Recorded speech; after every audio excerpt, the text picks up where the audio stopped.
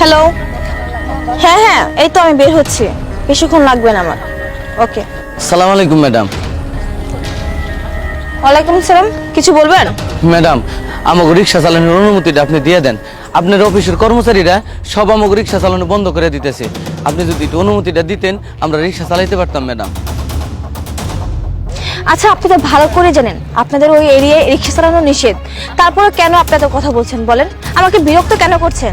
Madam, আমাকে কাগজপত্র সবকিছু ঠিক আছে, আপনি যদি খালি একটু সইটা করে দিতেন তাহলে আমরা রিক্সাটা চালাই পারতাম। শুনুন, আমি হচ্ছে আইপিএস অফিসার, আমি কি করব কি না করবো সেটা কি আপনার কাছ থেকে শিখতে হবে? আপনার সাহসটা কম না? আপনি সামান্য একজন রিক্সাওয়ালা হয়ে আমার সাথে মুখে মুখে তর্ক করতেছেন। ম্যাডাম, আপনি একটু দয়া করেন ম্যাডাম, আপনি একটু দয়া করলে পরেই আমরা 10 জন মানুষ বাইচা থাকতে পারুম ম্যাডাম, রিক্সাটা চালায় খাইতে পারুম ম্যাডাম। আর ওখানে তো 10টা সেকশনে আমরা 10 জন মানুষ রিক্সা চালাবো ম্যাডাম, তাহলে তো সমস্যা হওয়ার কথা না। আচ্ছা ঠিক আছে, আপনি যেহেতু এত করে বলছেন তাহলে আমি দেখছি কি করা যায়। জানেন এর জন্য আমাকে কত কিছু করতে হবে, কত জায়গায় দৌড়াদৌড়ি করতে হবে, আপনারা তো মুখ দিয়ে বলে যান। আর আমাদের যে কত কাজ থাকে সেটা তো আপনারা বুঝতে পারেন না। আপনারা তো শুধু ভাবেন যে আমরা অফিসাররা অফিসে যাই শুধুমাত্র এসির মধ্যে গিয়ে বসে থাকি, আমরা কোনো কাজই করি না। কিন্তু না, আমরাও না অনেক কাজ করি, বুঝতে পেরেছেন? শুনুন, আপনাদের জন্য না আমার অনেক কষ্ট হবে, কিন্তু তারপরও আপনারা তো গরিব মানুষ, আপনাদের জন্য এতটুকু করতেই পারি। কিন্তু এটা তো ফ্রি করা যায় না। আপনারা তো 10 জন রিক্সা চালান, তাই তো? ওকে, 10 জন রিক্সা চালকের জন্য বেশি না 5 লক্ষ টাকা দিলে হবে, তাহলে আমি সব কাজ কমপ্লিট করে দিব।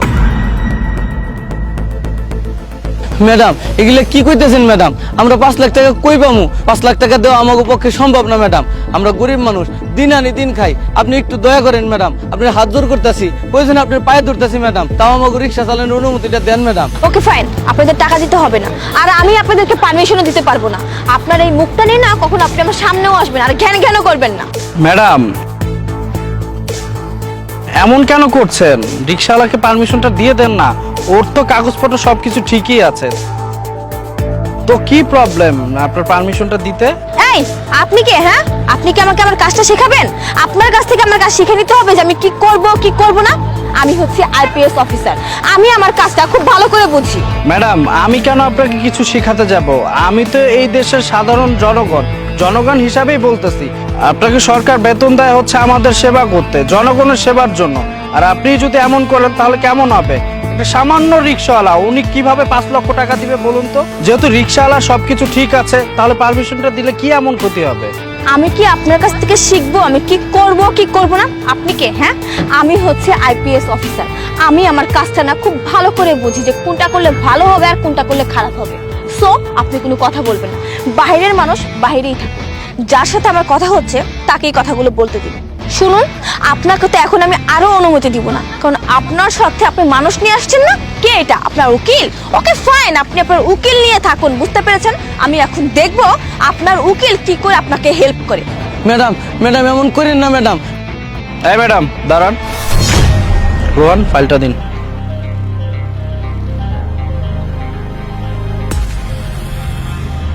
কি এটা এখানে? এটা কি আপনি নিজে খুলে দেখুন না, দেখলেই বুঝতে পারবেন এটার মধ্যে কি আছে। Transfer letter? আপনি আমাকে এটা কেন দিচ্ছেন? আমি এই অত্ত এরিয়ার নতুন আইপিএস অফিসার।